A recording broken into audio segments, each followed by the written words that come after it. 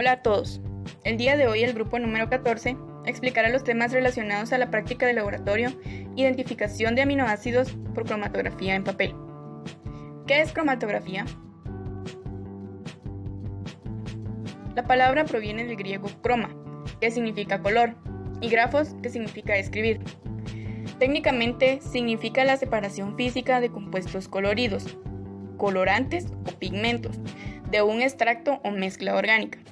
El término cromatografía fue introducido en 1906 por el botánico ruso Mikhail Tsvetanov.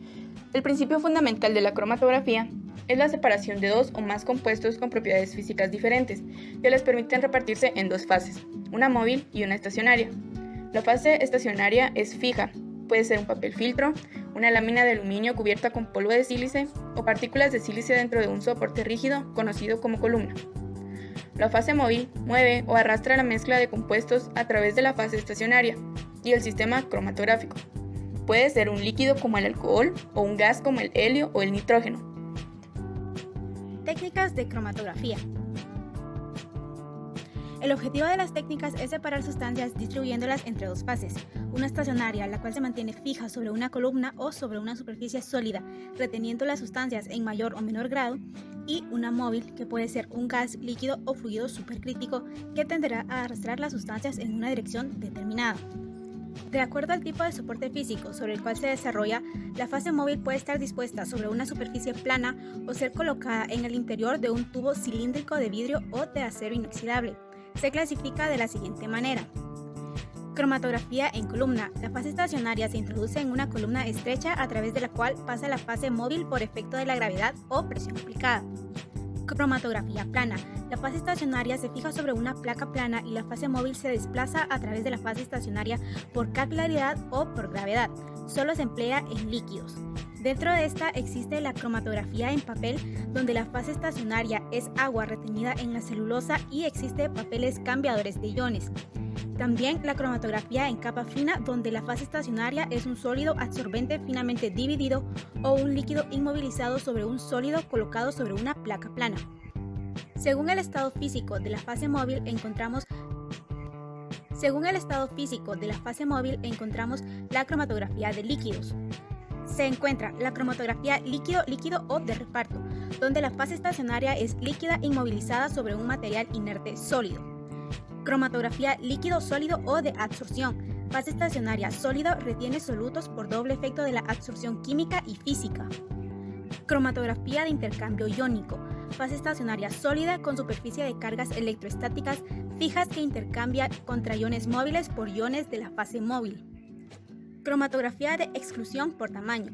Fase estacionaria es un material poroso que retiene moléculas en función de su tamaño. Cromatografía de afinidad. Fase estacionaria es un polímero líquido inmovilizado sobre un sólido inerte por enlaces covalentes.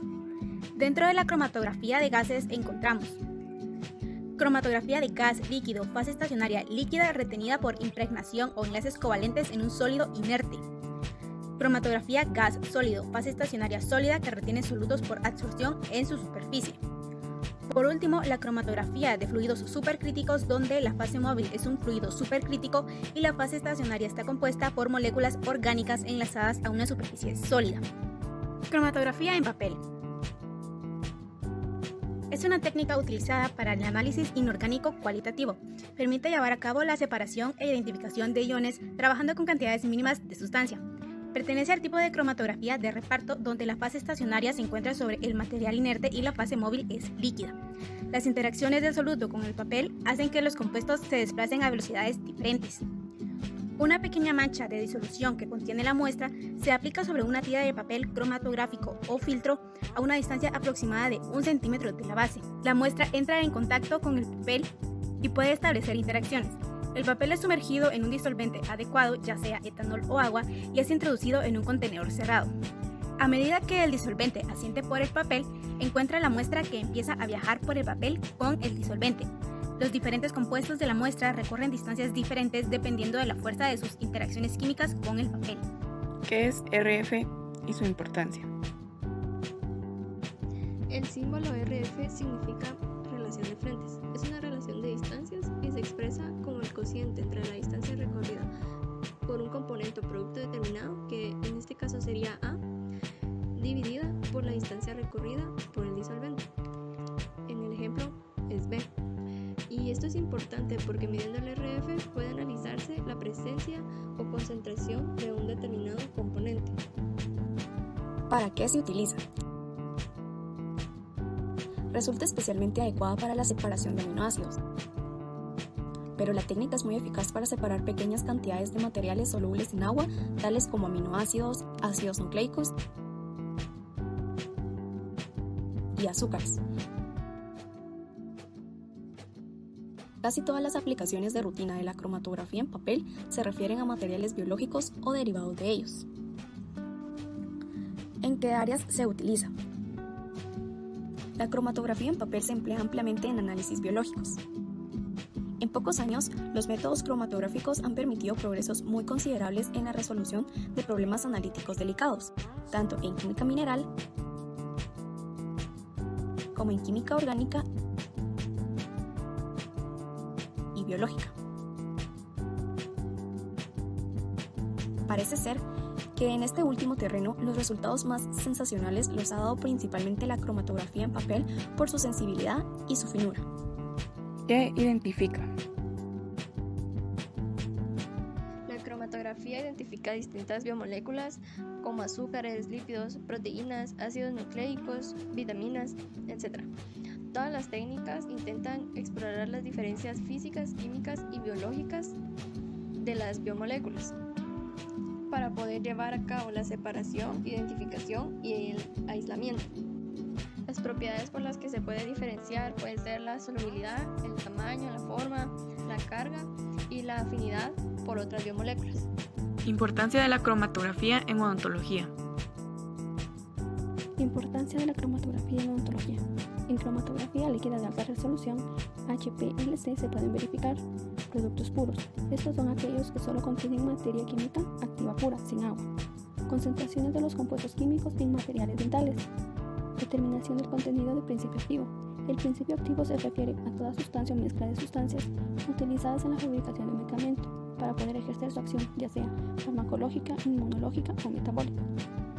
La composición y concentración de soluciones, por ejemplo, en anestésicos. Disoluciones de patrones puros. La disolución es una mezcla homogénea a nivel molecular o iónico de dos o más sustancias puras que no reaccionan entre sí, cuyos componentes se encuentran en proporciones variables. Aquí tenemos ejemplos de amalgamas, aleaciones, compósites y selladores dentales. Cromatografía a gas líquido. Para identificación de microorganismos en cavidad bucal, utilizadas para detectar especies de Morphi romanas, Pretobella, Streptococcus, Fusobacterium candida, entre otros microorganismos. Cromatografía de gases acoplada a espectrometría de masas. Se utiliza para disolución de los productos. Aquí se realiza una previa dilución hacia la concentración adecuada para el análisis de identificación por espectrometría de masa. Por ejemplo, en compósites, selladores dentales, determinación del porcentaje de monómero residual en resinas acrílicas y la identificación de dicho monómero, para establecer un diagnóstico sobre litosis oral y para identificar bacterias y agentes patológicos más comunes. Análisis cromatográfico de las muestras de saliva. Para identificación de compuestos en saliva, se realiza tomando varias veces las muestras. Primero, antes de la colocación del material dental. Segundo, inmediatamente tras la aplicación. Y tercero, después de un lapso de tiempo de la colocación del material dental. ¿Cuál es el proceso? Resultados. Proceso según instructivo de laboratorio. A. Preparación de fase estacionaria. Figura 1. Realizar las mediciones de cámara cromatográfica según altura y circunferencia en el papel de guata y recortar dos rectángulos. Figura 2. Dividir la línea inferior en 4 partes, separándolas en igual distancia. Figura 3. Formar un cilindro en el que se traslapen los espacios a los lados derechos e izquierdos. Verificar que el cilindro, al ingresar a la cámara, no toque las paredes. A este papel se le llamará fase estacionaria o placa. Aquí se deben sembrar las muestras cuando éste esté lista. Uno de los rectángulos se debe enrollar e introducir en la cámara cromatográfica. Humedecer el papel de manera que se adhiera a las paredes de la cámara y si hay exceso de agua, retirar. B. Siembra de la muestra. En la línea inferior de la fase estacionaria se sembrará un aminoácido diferente en cada punto: cisteína, ácido glutámico, glutamina y otro a identificar. La siembra se debe realizar de la siguiente manera: agitar frascos goteros en forma de 8, realizar la siembra con los tubos capilares, destapar el frasco gotero, introducir un tubo capilar y retirarlo con cuidado. Con la secadora de pelo se debe secar completamente la gota instalada y realizar lo mismo hasta haber aplicado 3 gotas de cada aminoácido en cada región. Utilizar un capilar para cada solución. Identificar la posición de cada aminoácido. Cuando la placa esté completamente seca, unir los extremos mediados en la fase estacionaria de manera que se traslapen y tener cuidado que los aminoácidos queden al frente. Colocar una grapa en la parte superior e inferior del cilindro formado. Dejar la fase estacionaria en la mesa hasta que la fase móvil esté preparada. C. Preparación de fase móvil. Se hará una solución de 120 ml con 12 partes de neobutanol, 3 partes de ácido acético y 5 partes de agua. Verter las soluciones de neobutanol y agua utilizando una probeta de 50 ml. Utilizar una probeta de 10 ml con la solución de ácido acético. Al terminar de usar esta probeta se debe lavar inmediatamente con suficiente agua. Si alguien es asmático se debe informar. Antes de realizar la solución, el catedrático debe realizar los cálculos para identificar el volumen a utilizar. Al terminar de preparar la fase móvil se debe cerrar la cámara para que no se liberen gases. Estos pueden ser tóxicos. D. Proceso cromatográfico. En la mesa de trabajo destapar la cámara cromatográfica. Colocar el cilindro de la fase estacionaria dentro de la cámara, sin tocar el papel que la rodea. Si esto sucede, el experimento no servirá y se iniciará el proceso. Después de haber introducido la fase estacionaria, se debe tapar la cámara y dejar en un lugar donde no se mueva. Luego, esperar 20 minutos. Sin embargo, debido al tiempo que se tome en este experimento, el catedrático le indicará el tiempo de espera. E. Revelado de ensayo. Utilizar guantes. Hay personas asmáticas se deberán retirar del laboratorio en este momento. No utilizar mascarillas, porque se impregnan los gases y esto resulta más tóxico. Quitar las grapas, ya que en este momento deben estar oxidadas. Eliminar el exceso de solventes con la secadora. Esto se debe realizar en el área de siembra. Ver que las ventanas estén abiertas y que no haya ninguna persona alrededor. Si alguien siente molestias de garganta, se retirará únicamente de la mesa y deberá respirar cerca de una ventana abierta. Cuando la fase estacionaria esté seca, se debe ir al área de revelado y rociar con el pulverizador la solución de nidrida. Tener precaución al realizar este proceso. Secar con la secadora hasta obtener un cambio en la fase estacionaria. F. Análisis de resultados. Se realizará calculando la relación de frentes. Resultados esperados de acuerdo al instructivo de laboratorio. Primero, adquirir el conocimiento sobre la técnica de cromatografía en papel, sus características y factores que intervienen.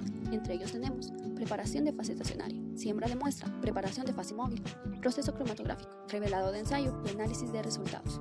Segundo, identificar diferentes aminoácidos, cisteína, ácido glutámico, glutamina y otro identificar por medio de la cromatografía en papel. Tercero, realizar la separación de mezclas de aminoácidos utilizando esta técnica de cromatografía en papel.